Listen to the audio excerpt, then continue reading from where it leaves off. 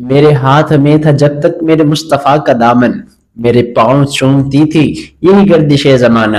India نے پاکستان پر حملہ کر دیا ہے بہاولپور اور مرید کے والی سائڈ پہ، اور سیالکوٹ کے حوالے سے بھی اطلاعات آ رہی ہیں۔ پاکستانی فوج نے بھی بھرپور جواب دیتے ہوئے جیسا منہ ویسی چپیڑ ماری ہے، اور انڈیا کے 6 فائٹر جیٹس مار گرائے ہیں۔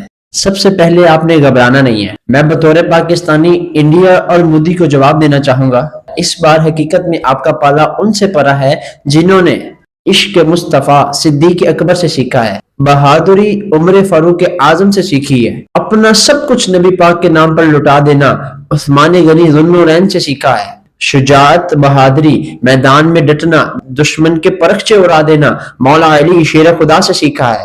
اور ہم تو ان کے ماننے والے ہیں جو ایک وار میں 100 پہلوانوں کے مقابلے میں آنے والے کے 2 ٹکڑے کر دیا کرتے تھے، اور ساتھ فرماتے تھے کہ انا علی جون، میں علی ہوں اور میری ماں نے میرا نام حیدر رکھا ہے۔ ترجمانی یہ فقیر کر رہا ہے، جب شیر اپنی کچھار کے اندر ہونا، علماء کہتے ہیں کہ اس حالت کو اسد کہتے ہیں، اور اسد جب اپنے غار سے باہر آ جائے اور ٹہلنے لگے اسے زرگان کہتے ہیں، اور زرگان جب اپنے شکار پر نظریں گاڑ لے اس حالت کو غضنفر کہتے ہیں، اور غضنفر جب اپنے شکار کی طرف دوڑنے لگ جائے اس حالت کو زیغم کہتے ہیں، اور زیغم جب اپنے شکار پر حملہ آور ہو جائے اس حالت کو حمزہ کہتے ہیں، اور حمزہ جب اپنے شکار کو یوں جکڑ لے کہ اب اس سے ہلا بھی نہیں جا سکتا اس حالت کو عباس کہتے ہیں، اور جب یہ عباس اپنے شکار پر حملہ کر کے اس کے 2 ٹکڑے کر دے اس حالت کو حیدر کہتے ہیں۔ شاہ مرداں شیر یزداں قوت پروردگار، لا فتح الا علی، لا سیف الا ذوالفقار۔ نبی پاک علیہ الصلوۃ والسلام ارشاد فرماتے ہیں، اے لوگوں، دشمن سے مقابلے کی تمنا نہ کرو اور اللہ پاک سے عافیت چاہو، لیکن اگر تمہارا سامنا دشمنوں سے ہو جائے تو صبر کرو، بے شک جنت تلواروں کے سائے میں ہے۔ سبحان اللہ، نصر من اللہ وفتح قریب۔ اور مسلمانوں کے لیے تو ہر صورت میں خیر ہی خیر ہے اگر پیٹھ نہ پھیریں، کیونکہ اگر شوق شہادت ہے تو یہ بھی بڑی خیر والی بات ہے۔ اگر میدان جنگ میں جاتے ہیں اور شہادت کا رتبہ حاصل کرتے ہیں تو اس میں بھی خیر ہی خیر ہے، اور اگر زندہ بچ کر واپس آتے ہیں تو اسلام ہمیں غازی کے لقب سے نوازتا ہے۔ تو بہرحال سب سے پہلے عافیت طلب کرنی ہے، لیکن اگر دشمن کا مقابلہ کرنا پڑ جائے تو پیٹ پھیر کر نہیں بھاگنا، کیونکہ پیٹ پھیر کر بھاگنے والے کے لیے ہلاکت کی وعید آئی ہے۔ سینے پہ گولی کھانی یا سینے پہ، کوئی گولی پیٹھ پہ نہیں لگنی چاہیے۔ اور یاد رہے غزوہ بدر میں 313 کا مقابلہ 1000 سے ہوا تھا، اور جیت 313 کی ہوئی تھی، فتح 313 کو حاصل ہوئی تھی۔ یہاں بھی اگرچہ مسلح فوج انڈیا کے پاس زیادہ ہے، آبادی لوگ انڈیا کے پاس زیادہ ہیں، اگرچہ ان کے پاس ہتھیار زیادہ ہیں، لیکن جیت فتح انہی کو نصیب ہوگی جن کے پاس اللہ کی مدد ہوگی، جن کے پاس عشق مصطفیٰ ہوگا، جن کے پاس جذبہ جہاد اور جذبہ ایمانی ہوگا۔ میرے ہاتھ میں تھا جب تک میرے مصطفیٰ کا دامن، میرے پاؤں چومتی تھی یہی گردش زمانہ۔ ہمیں استغفار کرنا ہے، نبی پاک علیہ الصلوۃ والسلام پر درود پاک پڑھنا ہے، اللہ پاک سے مدد کی التجا کرنی ہے، اور کہنا ہے کہ ربنا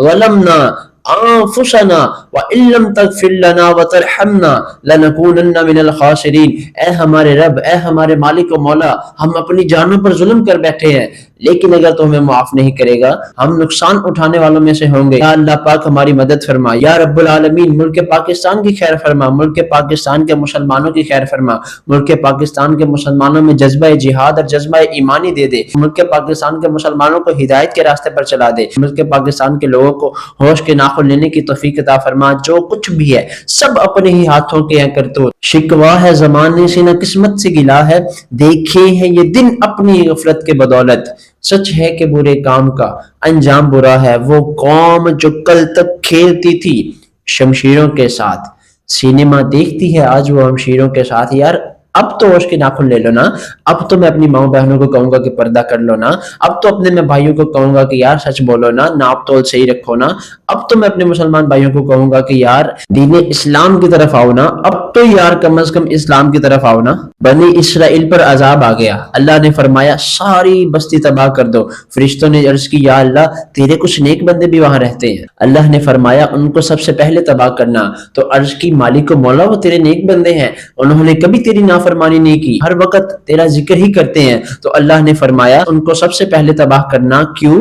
کیونکہ لوگ میری نافرمانی کرتے تھے اور انہیں غصہ ہی نہیں آتا تھا، انہیں خیال ہی نہیں آتا تھا کہ انہیں حکم دیا گیا ہے کہ نیکی کا حکم دینا ہے اور برائی سے منع کرنا ہے. کنتم خیر امت اخرجت للناس تأمرون بالمعروف وتنہون عن المنکر. تم بہترین امت ہو، نکلو لوگوں کو نیکی کا حکم دو اور برائی سے منع کرو. ہمیں یہ حکم دیا گیا ہے اور ہم اب تو یار اس پر عمل کریں نا. اب تو کم از کم لوگوں کو نیکی کا حکم دے اور برائی سے منع کریں نا. اللہ پاک پاکستان کی خیر فرمائے، افواج پاکستان کی خیر فرمائے، ملک پاکستان کے لوگوں کی خیر فرمائے. پاکستان زندہ باد، افواج پاکستان زندہ باد. ربنا ظلمنا انفسنا وان لم تغفر لنا وترحمنا لنكونن من الخاسرین. اے ہمارے مالک و مولا، ہم اپنی جانوں پر ظلم کر بیٹھے ہیں. اگر تو ہمیں معاف نہیں کرے گا، اگر تو ہماری بخشش نہیں فرمائے گا، اگر تو ہم سے درگزر نہیں فرمائے گا، اگر تو ہم پر رحمت کی نظر نہیں فرمائے گا، اگر تو ہماری مدد نہیں فرمائے گا تو ہم نقصان اٹھانے والوں میں سے ہو جائیں گے. یا اللہ ملک پاکستان کی خیر فرما. یا اللہ پاک افواج پاکستان کی خیر فرما. یا اللہ پاک ہمیں سیدھے راستے پر چلا دے، ہمیں نیکی کا حکم دینے اور برائی سے منع کرنے والا بنا دے. یا اللہ پاک مدد فرما. یا رسول اللہ انظر حالنا، یا حبیب اللہ اسمع قولنا، اننا فی بحر غم مغرقم خذ یدی ساحل لنا اشقالنا. سخت مشکل میں گرے ہیں آج کل، سبز گنبد کے کی فریاد ہے، نہیں ہے کوئی دنیا میں ہمارا یا رسول اللہ، ہمیں بس آپ ہی کا ہے سہارا. یا رسول اللہ کرم کیجئے خدا کے واسطے، مشکلیں حل کر شہ مشکل کشا کے واسطے، کربلا رد شہید کربلا کے واسطے. یا اللہ پاک رحمت فرما، رحمت فرما، رحمت فرما.